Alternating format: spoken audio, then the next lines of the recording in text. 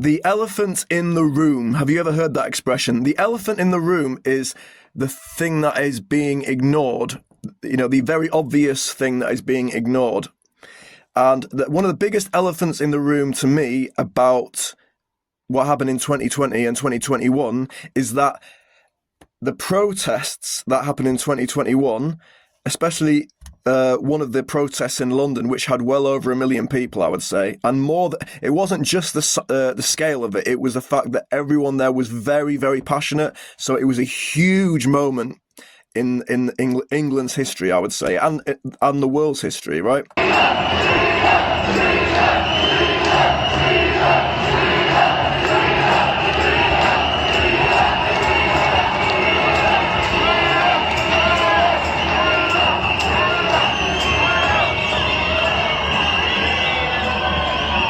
The elephant in the room to me about that was, even though I felt that was an historical moment, and at the very least it was a huge event at that time, it wasn't covered in The Guardian or the BBC or any of those mainstream newspapers, not really. If you look at those old headlines, they covered it by saying, a few thousands of protesters, anti-lockdown protests, but it wasn't a big thing. It was like, they're idiots, but they're having that little protest. It was fucking huge. And ask anyone who went to those protests, it was a big, big, big deal. And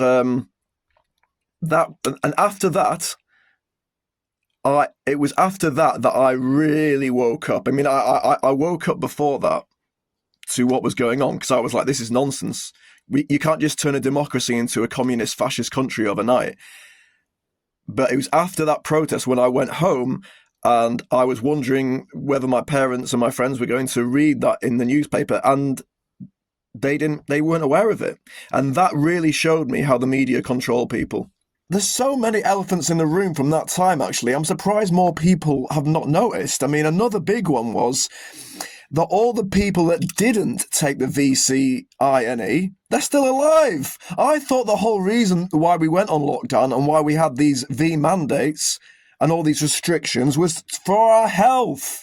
So shouldn't we all be dead? Shouldn't all the people who went to the protest be dead by now? I mean,